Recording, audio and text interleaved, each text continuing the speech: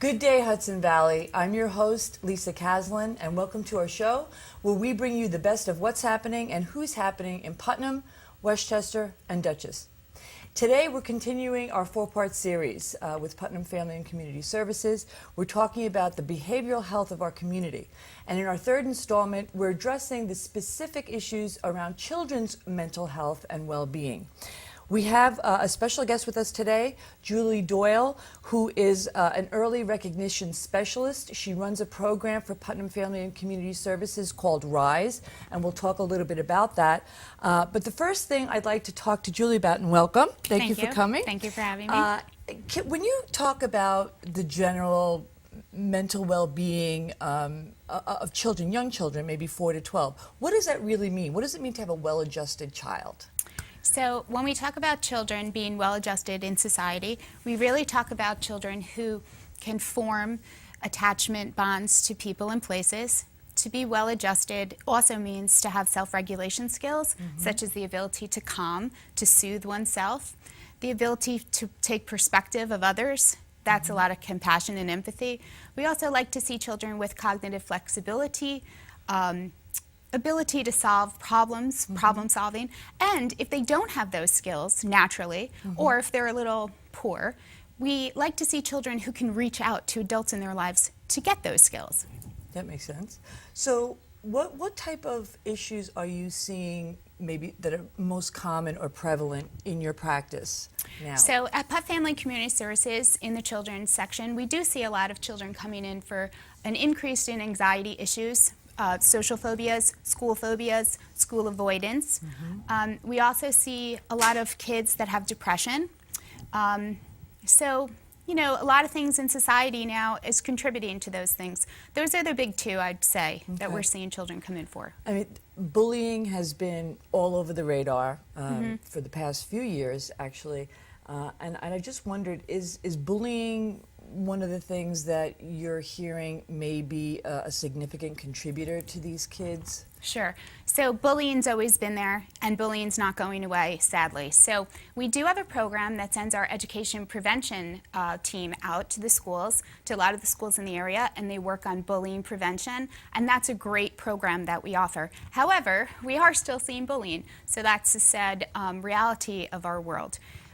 That contributes greatly to children's anxiety, depression, and self-worth issues. So yes, it's huge, and that's why when we work with the schools in our community, it's really important to do that so that those kids that are feeling the effects of bullying can have easy access to treatment and support. Okay. Now, if your child is being bullied or may be suffering from anxiety or depression, sometimes I know kids, you know, themselves feel shame. They don't even want to admit that they're being bullied, you know? Right. And they may not even feel comfortable telling their parents. So what are some of the signs that a parent may look for that may trigger, something needs to be addressed or talked about? Right. So this is difficult because some children externalize behaviors, which means they can be aggressive, they can be moody, they can be temperamental, they can act out with their conduct. Some children internalize behaviors. That looks more like isolation, withdrawal from pleasurable activities, withdrawal from their social scene and people they used to have a good time with.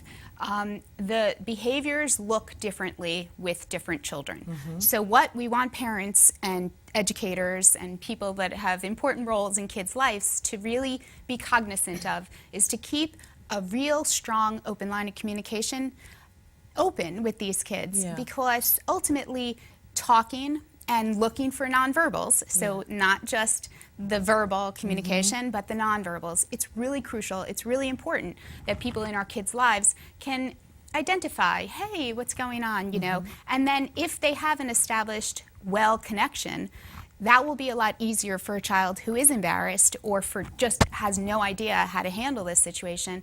It will just be seamless, it'll be easier to talk to somebody they feel comfortable with. Okay. So if we talked about screening, so, you know, I'm a parent and I'm noticing some changes in my child, I'm not really sure, you know, is it serious, is it not serious? When do you think it's a good idea to have your child professionally screened? So it's a good idea at any age.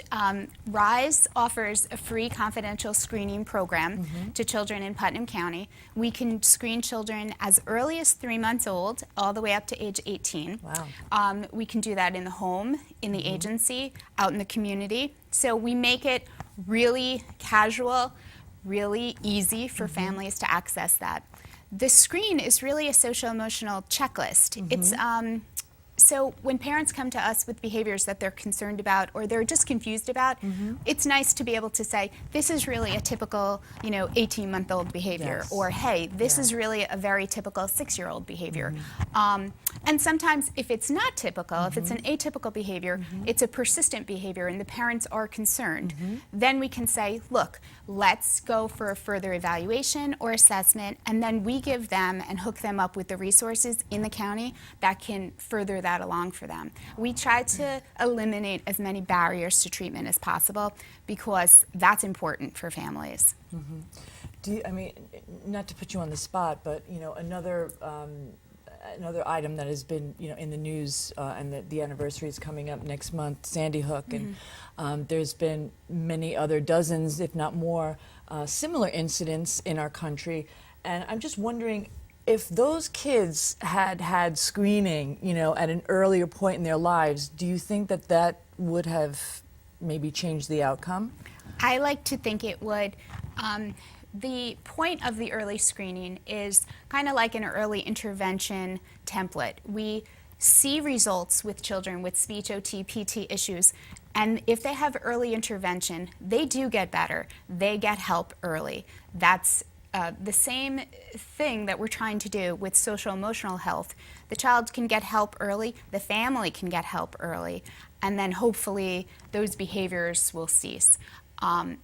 I like to think that we could prevent some of these things, and also it's really important, again, for us to work with the schools so that if the schools identify a child that has some atypical behaviors or behaviors they're concerned about, they can reach out to us too. Yeah. And we can work together with the family and support them in their quest to try to get help for the child. Well, I would think that it should be a no-brainer for the schools to be working, collaborating with you on that. So let's just say you do have a relationship with the school and a teacher identifies some, changing behavior in the child. They can call you, you can then come in, but do you have to have does the school have to have the parents' permission, or can you So with do the our screening? RISE screening, we always have to have parental consent. Okay. That's part of it's one of the tenets of the program. That each school is different and each school would do what they do. I don't necessarily know all their rules and directives. However, for RISE, we do need parental consent, and we actively seek that to do the screen. And then we primarily would work with the parent to try to help the child. That would be the goal. Okay. So do you have any anecdotal or success stories, any feedback from parents that, have said, wow, thanks, this has really made a big difference? Or Yeah, I mean, it's been a wonderful program. We've been doing it this is the 3rd year. And I have to say, yes, definitely we have a lot of positive feedback from the community. We try to make our presence really known. We attend everything and anything we can to present, to get the word out that we're here, to try to help as many children and families as possible. And we work really well with most child serving agencies in the county. In fact, we have great relationships with a lot of them, if not all of them. And so it's nice because the county's small enough that, you can just pick up the phone and say, hey, we have a family that's really interested.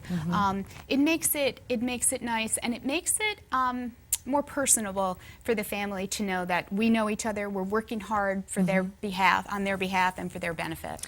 And you're doing something like 1,000 of these screenings a year just in Putnam, right? Correct. That's a huge number. Yeah. And you're doing a lot of them in the libraries. So if folks were maybe interested in kind of casually checking you out, they can maybe contact their local libraries, right? And it'll probably be listed on the calendar. And I think at some point, Putnam Family is going to be listing that information on the calendar as well. I wanted to ask you about the parents. So if I'm a parent and I have a child, maybe that is suffering from, something a little bit more severe, how do we help these parents cope? How does Putnam Family help the parents cope? So in addition to RISE, we have a wide array of programs, and one of the most, fabulous programs we have that supports families is called Family Support and Advocacy.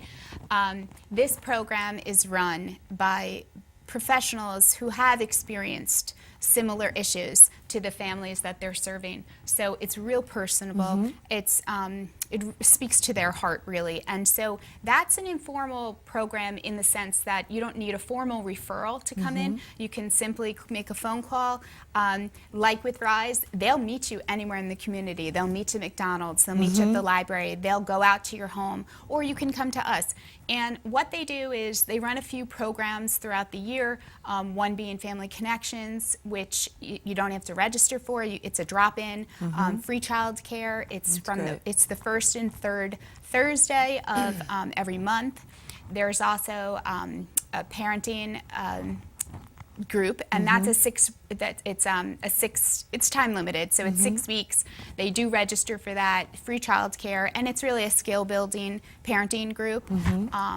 And then, we have family empowerment, we have children's coordinated services, we have lots of programs that speak to the parents' needs and can support them while they are going through this journey with their child. Yeah, I think that's really valuable because, a lot of times I think, many of these conditions are exacerbated if the parent is stressed out, right? Completely. Yeah. So having that support for the parents as well as the kids, I think, is really, really critical. And I think you guys are doing a great job with that. Thank you. So I think Putnam Family and Community Services is very well known in the county for delivering really solid mental health, chemical dependency treatments. And under the third pillar of the organization is sort of where you fall under, and it's the community-based services. Aside from what you just talked about, is there any other services that the community should know about? Right. So once again, so it's RISE, Yeah. and that can go to the the little kids with the focus on the younger kids up to 18.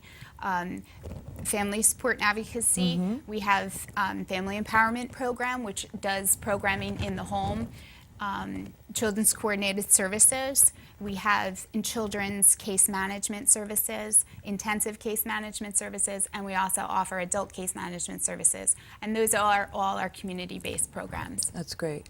So I want to make sure that we put up the graphic for more information. So you would be the contact person for RISE. So if Yes. anybody's interested in getting an early screening for their child, the number should be up on your screen. And then for family peer support and advocacy, they should contact Bonnie Soldano, right? Bonnie Saldano is Okay. the program coordinator for that, and her number should be up there Yeah. as well. And yeah, I mean, anybody really, if you call the agency, ask for one of us. If you can't remember one of us, just ask for Children's Services. We're all pretty knowledgeable as well as who to get the phone call to or not. And it really, it's that casual that you can just call, ask us questions. You can email us if that's more comfortable for people. And everything is confidential. Everything's confidential, and we'd get back to you right away. That's great. And if anybody wants further information in general about the organization, you can always visit the website at pfcsinc.org. I think we're just about out of time, but thank you. This was wonderful, Julie. I Thank you. appreciate it. I hope you come back again. Thank you. I'd like that. Bye. Thank you. Good day.